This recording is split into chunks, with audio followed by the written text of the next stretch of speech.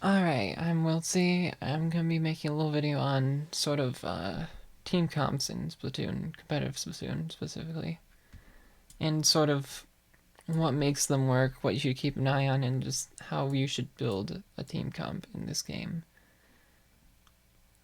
And of course, first of all, there is that sort of a idea a lot of people have of like front line, mid line, back line, where it's just sort of I think that's a flawed way of looking at the game and tries to oversimplify it without really understanding how that works, if that makes sense. You know, like the idea you want two front lines, a mid line, and a back line, for instance. Like, what's good about that? Why do you run that? What makes a front line, mid line, back line? Like, there's just so many things about that system I think are really flawed. So I'm not going to be talking in terms of front line, mid line, back line. Instead, I'm going to be talking in terms of how well it creates and takes openings. Basically, an opening is basically some kind of advantage you can use. So, a simple instance is if the other team has, or if you've got one player on one side of the map, the other player on the other side of the map, if this person is, the person on the other side is facing away, and you see them, you have an advantage because you see them, they don't see you. So that's what I mean by an advantage, just like any kind of thing you can abuse to get an advantage through making them focus on something else or making them move to a position they can't really hit you from, things like that. So we're going to be talking about weapons in terms of creating and taking advantages as well as controlling an area, because some weapons are better at controlling an area than taking advantages, if that makes sense. So yeah, first of all, creating openings. I'm mostly going to be talking about the main weapons right now. I'll get to subs and specials in a minute, but right now I'm focusing more on what the main weapon does. So the idea behind creating an opening is sort of just, in these cases, if you got Tetras and I will mention that this isn't like saying it only does that one thing. Like if you have a dynamo, it doesn't only control an area. It's like these categories are more what these are best at, not that it's the only thing they do. Most weapons of the game can adapt to different things as they're needed. It's just when you're making a team comp, you usually want to pick weapons that are well suited to specific things to have something that consistently does that instead of having. Whereas I'll get to it a bit, but like some weapons you can have an end zap create openings potentially, mostly through the sub and special, but you don't pick it in order to create openings. You pick it to take the openings, and so what I'm gonna talk about. Tetros is mostly like a lot of creating openings is a weapon that can threaten the other team safely, but like on their side of the map. You can kind of like push into their side and start taking their control of their areas by threatening them safely and forcing them to either fight you or back out or whatever. Whereas taking openings is more being really quick at kind of capitalizing on the openings you get. So if a tent is drawing aggro, there's people focusing on the tent, trying to shoot the tent, bomb the tent, and you have a K-Pro. That K-Pro is focused on shooting the people shooting the tent. Like the K-Pro doesn't have a very good time forcing people away, but it has a really good time picking off the people dealing with whatever's creating your opening. And then controlling an area is sort of being hard to approach, being really difficult to deal with, but more in a defensive way, whereas with creating openings, it's more being really hard to deal with in an offensive way. So generally, a team comp, like a lot of things can work as a team comp. You can put 4 T-Techs on a team and it's a good team comp. Or I mean, it is a good team comp. I was gonna say it's an okay team comp, but it's decently solid, and that might surprise you. But the idea is you want some way of creating openings, you want some way of taking advantage of the openings, and you want some way of controlling an area once you have control of that part of the map. Like, once you get people out of the map, you want a way to keep them from just walking back into it. And I'll get to subs and specials in a minute because those do have an impact on it. But specifically talking about main weapons, this is kind of how I'd categorize them. So, creating an opening, these are the weapons where you pick them specifically to create openings. Like a tent, sometimes you'll do it to draw aggro, sometimes you do it to like shoot your shield across a narrow area to get you and your teammates in behind the shield, things like that. Tetras, it's more of just being able to be really hard to hit in the other team's part of the map. You can just sort of dodge roll all over the place and be hard to hit and be threatening, while the rest of the team does something to capitalize it. The Tetra alone isn't going to do too much. It's more their point is to create openings for something like a T-Tech to take. And the rest of the team can push tower and get kills and take map control and such, while the Tetra is forcing the other team to pay attention to it. And then sort of these are more of the weapons where it's sort of a middle ground. And you'll see a lot of like blasters and sloshers. Those are an interesting case. And I'll get to that in a second. But you might see Brush. Brush does something pretty similar to Tetras, where its main focus is being really hard to hit. But the difference is that Brush also kind of has this sort of kill threat to it, where you can have like a Brush with Ninja Squid, and they can just swim up to you and just spam CR and kill you really quickly. And so that adds a different kind of threat on top of the just being hard to hit. So these are the kinds of weapons where they have some way of creating openings, and they have some way of taking those openings, but they aren't as good at doing either of those as the options around them. And the categories are pretty malleable. You could arguably put brushes up here if you wanted. You could put like if you wanted. Actually, why are the glucas up here when the other ones are down here? But like you could arguably put Sploosh up here because just this fast mobility and swim speed allows it to dodge shots in a way, but like this isn't just set in stone. These aren't roles. These are just, it's a way of visualizing what I'm talking about. So besides just dodging, like all the dualies have ways of dodging. Glugas and Dapples I don't think get as much use out of surviving with dodge rolls, more as they use them more as a way to approach quickly and just kill things immediately once they dodge roll with really high DPS. So that's why they're down here despite doing dualies, but like the other dualies, they have like the option of being threatening while also using dodge rolls to keep themselves alive. And that allows them to kind of pressure safely and draw attention and allow teammates to capitalize on the fact that they're just able to stay alive. And the reason blasters and sloshers fit into this is because they kind of do that, but only on specific parts of the map. And that's mostly ledges and walls and stuff like that. A slosher can shoot you on the other side of the wall without you being able to shoot them, but they only really do that on specific parts of the map, so they're kind of weird in that sense. Whereas dualies and Barellas can kind of tank or dodge shots anywhere on the map.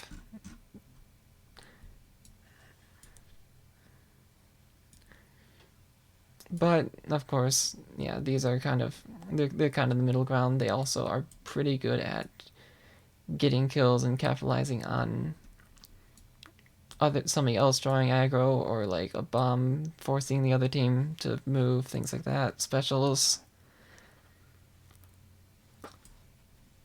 Taking openings, these weapons don't really have a specific way of forcing openings. Like once a shot has committed in, they don't really have a consistent way of surviving. They just like are really good at killing things. Or in the case of something like a junior aerospray, it's not particularly good at killing things, but in order to kill things, it does have to be close. It's also really good at painting, but it doesn't paint safely. It just sort of... There has to be something keeping the attention off of the junior so that the junior can do what it wants to do. And something like a squeezer or a knot or a K-Pro, it's a bit worse at approaching, but it has more range, so it's a bit of a trade-off. It does different things, whereas like a shot has a better time sort of hunting somebody down and like following them into somewhere. It's got like the mobility. It's got it can kind of paint underneath itself better than something like a K-Pro can, or not. But it has to be close. It's a trade-off. And so that's something to keep in mind where like if you run a K-Pro, you have to have something to force the other team to actually like give your K-Pro shots. Whereas with a shot, you don't have to force that line of sight. You just have to make sure they're not shooting at the shot. And like mini, I mean, it's not especially good at killing, but it does. It's yeah, like weapons are kind of. There's a lot more to it than just this when in terms of what makes a weapon worth picking or not, because like there's turf output, there's how well it kills, there's various other things. I already talked about how like dualies and Barellas do the same thing in different ways, so there's a lot to consider, but this is sort of the basics to me. And then taking opening and controlling area, you'll see a lot of rollers in here. Rollers are interesting because while most of these do it control an area through having range, or I have this because that's splash wall. So I said I wouldn't talk about subs, but that's mostly because I want to talk about bombs separately. In this case, like the range and the splash wall makes it so you can just throw out a splash wall and be really hard to approach in that way. But for the most part, it's like rollers, which if the map is painted your color and you have a roller, the other team doesn't know where that roller is and will have to either ignore the roller, at which point the roller's just gonna pop out of nowhere and kill them, or it'll force them to be really careful about that area of the map because they know the roller's there. And that's kind of the way that rollers control an area, by just being somewhere and the other team doesn't have a way to find them or approach them safely. Whereas something like a charger or like a hydra is really hard to approach. It's if there's a hydra in an open area, you're not gonna be able to get close to them. Like a blob. I mean, you've probably seen blobs. Like it's hard to approach a blob on a big open area. Maybe not an open area, but like a narrow area, like Fort Mackerel. If they're shooting on the lane, you just can't approach them. So these are the kind of weapons that they don't really take control of an area very as well. These ones are a bit better at capitalizing on sort of the attention something else takes, whereas these are a little bit worse about. They're a bit slower, but they have other things going for them. Like a dynamo's not gonna consistently be able to kill quickly off of a tetra pulling aggro, but it is going to be very hard to approach if it's set up in a good spot. So how that kind of plays is that, for instance, if you have a Hydra on your team, you're going to want weapons that create openings and that take openings that will then get the Hydra set up in an area where the Hydra can then just sort of mow anybody down who approaches, and you now control that part of the map while the rest of the team can focus on other things. Like taking the next part of the map, or playing objective. Or if you've got a Tetra, which my team does have a Tetra, we want to focus on using the openings the Tetras get as well as possible. So we're going to want to focus on taking these openings, because we have a weapon that creates openings really well.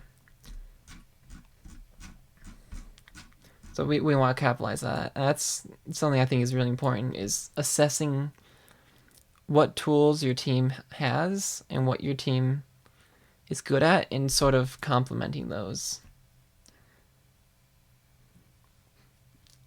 And I'd recommend like paying attention to what your best players are and focusing on that. The reason we focus on our Tetras is because our Tetra was really good.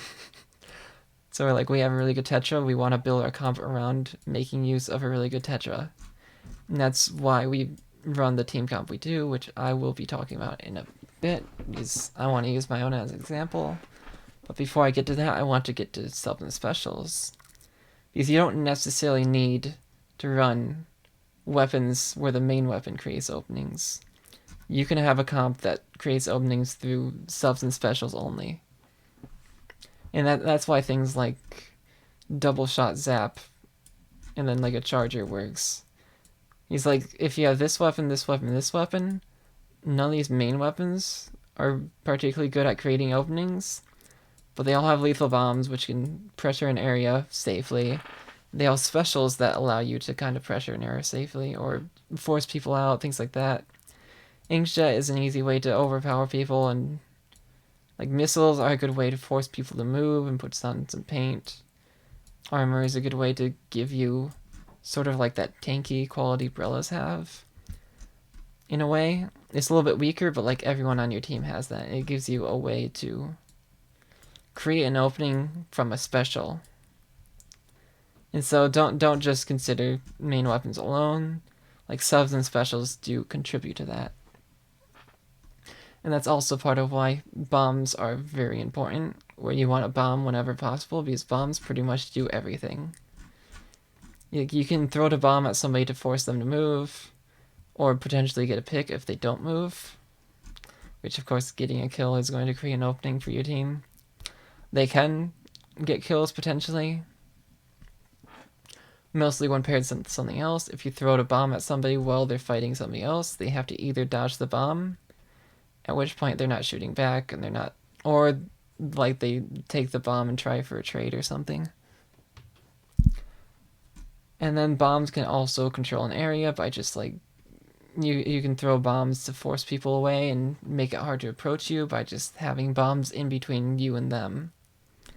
And bombs aren't really particularly good at any of these. It's more that like it does all of them. And if you have like 3 or 4 weapons with bombs on your team, it makes your team very malleable and very adaptable. So if you have, say, a Tetra comp like my team does, if your Tetra is down, but you still have 2 or 3 weapons with bombs, and you still have specials that can create openings, like you still have a way to create openings without the Tetra. You don't have to just like sit there waiting for your Tetra to respawn to do anything. You still have ways to potentially create openings. It's more that the Tetras are specifically good at that, and that's kind of part of your general strategy.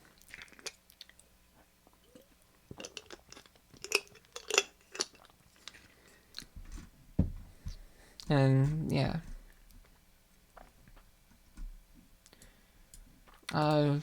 For some examples, this is what my team usually runs. I think I picked this map because I think it's good to create these examples. So for instance, the Tetras can just like go across to some open area somewhere and draw attention while using dodge rolls to stay alive. During that time, the T-Tech and the Try, which is me, can just walk up and get kills on the people focusing on the Tetras, or we can paint zone while people are focusing on the Tetras, or somebody can go around, take out a sniper potentially while they're focusing on the Tetras. The fact that the Tetras are drawing attention allows these weapons to take advantage of that, and these weapons are specifically good at taking advantage of that. And the bamboo too, to some extent, but bamboo is also good at sort of controlling an area. You put a bamboo in an open part of the map, like they're not gonna be able to approach you. They're pretty much unapproachable in spots where bamboo is strong. But of course, the trade-off to running bamboo instead of like a splatter scope is that bamboo doesn't have the same reach as splatter scopes, so it doesn't control as much of an area, but it does a better job of pushing up with the team. And we want that because we want the Tetras to kind of do their own thing while these three sort of work together and play off of each other. And on top of that, you got Splat Bomb. Burst Bomb doesn't really create openings so much as assists, so that's a bit different. But Sloshers, like on this map, if I go up to their, there's this rotator that can kind of like rotate up, and if I go on that, like I can slosh over that onto their snipe and force them out of their snipe. So on certain parts of the map, I can still force advantages through my main weapon, and on more open maps, we'll often run a CDS, which can do a similar thing with dodge rolls on more open maps. But yeah, our team comp is basically, we have a weapon that's really good at creating openings, so we build the rest of our comp around being good at taking advantage of the openings that this weapon gets. Meanwhile, if you have, for instance, a really good T-Tech player, actually I already had a T-Tech out, I didn't need to get another one. If you have a really good T-Tech player, then you pretty much want ways to create openings for the T-Tech. So you would build your comp around that. Maybe you want like a CDS, where is that? And then an NZAP. Where's the NZAP?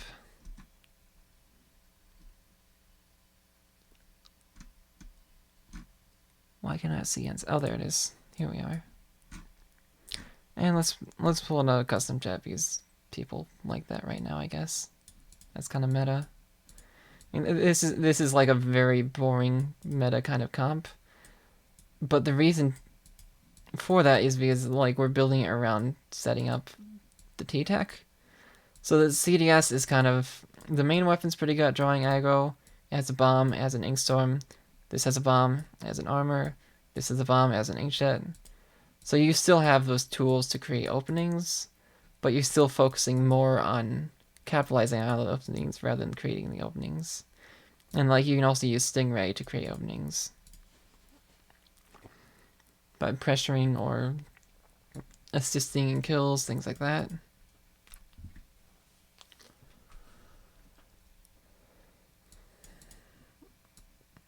And actually, let's talk about 4 T-Techs, for instance. 4 T-Techs is a valid comp.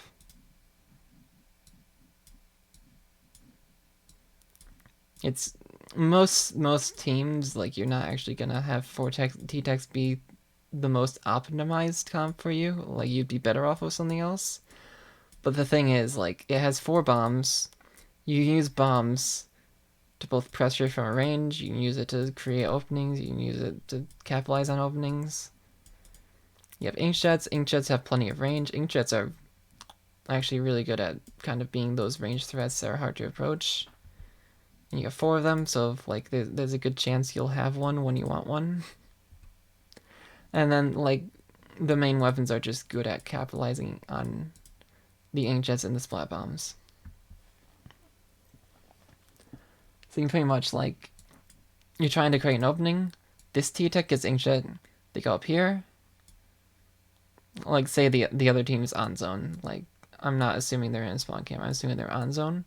Like, this T-Tech can kind of go up here, inkjet, use this inkjet to kind of pressure people back. And while the inkjet is going, the other 3 T-Techs kind of go in and sort of try to capitalize on the fact that the other team's trying to dodge the inkjet. And it doesn't even matter which T-Tech it is. Like, any of them can do that. So again, I just want to highlight that it's not about picking one weapon from this category, one weapon for this category, one weapon from this category. It's like knowing what your weapons do and making the most out of that.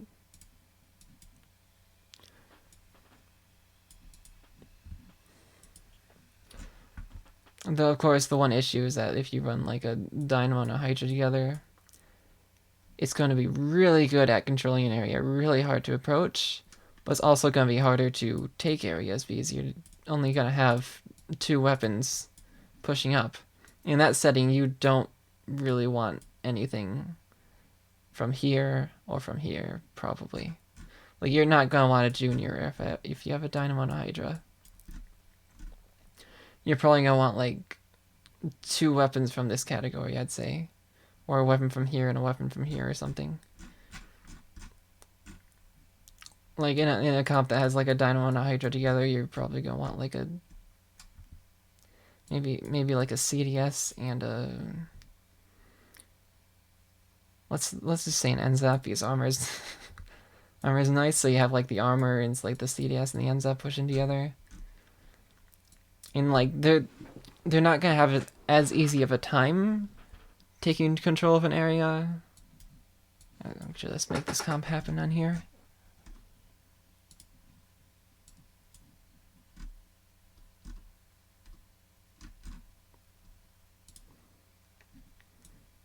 There's the Dynamo. So these 2, on a retake, they're not going to really have a good way of dropping in here until they take their own snipe. So these 2 weapons have to take their own snipe pretty much on their own. There's going to be a bit of covering fire from these 2. They're probably not going to get flanked because these 2 are behind them, but they're also 2 people running into 4 people. So it puts a lot of pressure on these 2, but we'll get to the benefit of that in a minute. It's a trade-off. It's not like this is a bad comp. This is the comp that trades off certain things to gain certain things. And it's less about one comp being the best and more about knowing how to make the most out of what your team can do. So these 2 just... Maybe it takes like 5 tries, but they eventually get people out of the way, at which point, like, the Dynamo can go up here, the Hydra can go kind of on grates. Well, the Dynamo's on rotator. At this point, they can take zone. It's like the Hydra's gonna be shooting across zone. The Dynamo has full range of the zone itself. Like, they have the zone. So at this point, these 2 can kind of work together to try to take the other team's snipe and whatever, to kind of secure zone. Like, at this point they have zone, but it's a little bit more fragile. However, like, these 2 weapons are going to be next to impossible to actually get out of here. And this is the benefit of this kind of comp, where it's like, what do we even do to get a Dynamo and a Hydra out? How is it even possible to take control of zone when there are these 2 weapons controlling it? Like, this is a comp where it's harder to gain control, but it's also harder for the other team to get it back. But again, this is still not necessarily a bad comp. It's just you want to keep in mind that this is how your comp works and build your comp around it.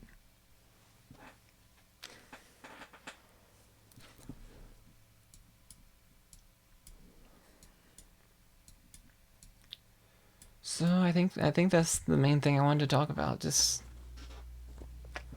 the focus on making a team comp isn't like you need 2 front lines, a mid line, and a back line. It's more taking a look at what your team can do, what your players can do, what weapons you have, and thinking, how do we take this and like capitalize on it?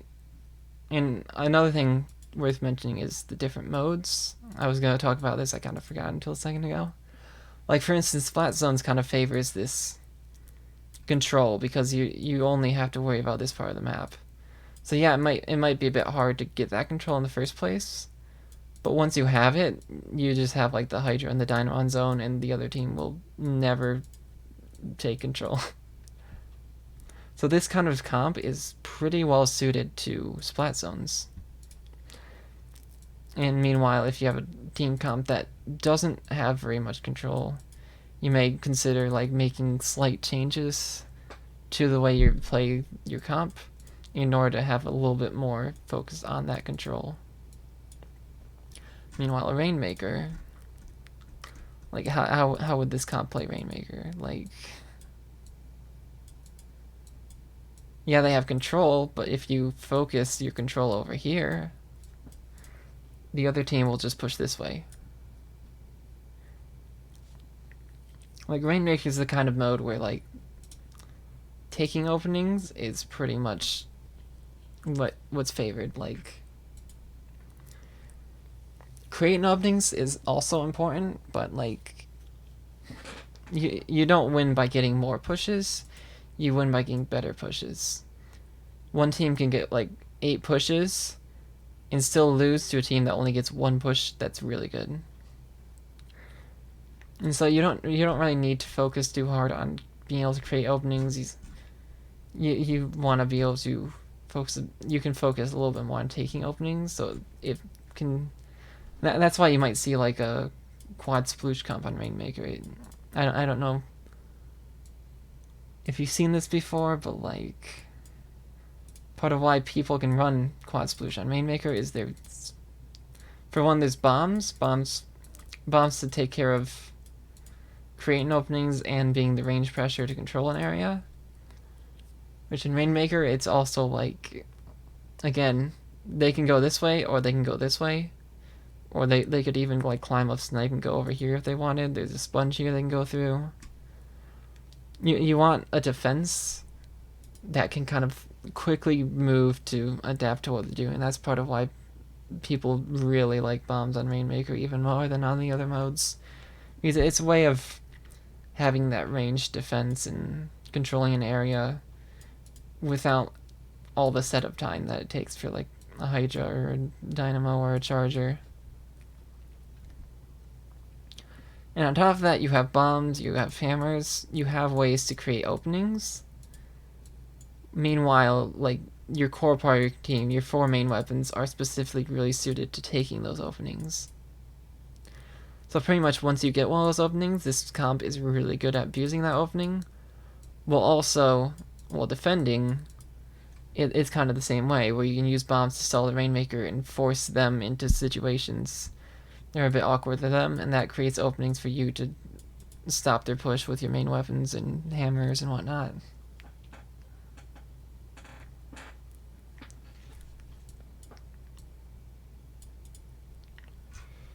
Tower control, I think, favors taking. I think it's a lot more balanced, but it's also maybe a bit more about taking advantages, creating openings. Because with tower control, there's checkpoints. I don't think the checkpoints show up here. It'd be cool if they did. But the checkpoints mean that you can have 2 pushes in a row where the push lasts the exact same amount of time, but because you got the checkpoint on the first push, it then makes the second push score higher, even though everything else about the push is exactly the same. So it kind of favors having more chances to push. Whereas Rainmaker, like, you can have a single push win the game very easily. Tower control definitely has a bit more favoritism to teams that can get more than 1 push. And Clam is a bit weird, but it's also pretty balanced, I think. When you have to take control of an area, you have to hold that area in mid while you're trying to push in under the basket. And you know,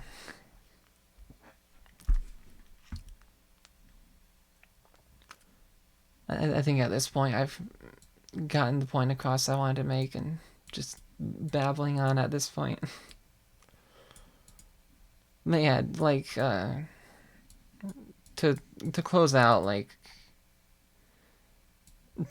there's a lot of ways to build a team comp, and there's a lot of different things you can focus on. You don't have to specifically go to front line, a mid line, a back line. There's a lot of options, but I think it's also very important to understand how those options affect how your team comp functions, and that you should kind of focus on getting the most out of what your team comp does.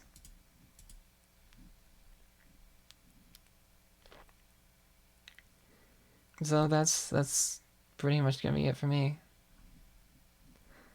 Talk to you in whatever my next video is gonna be.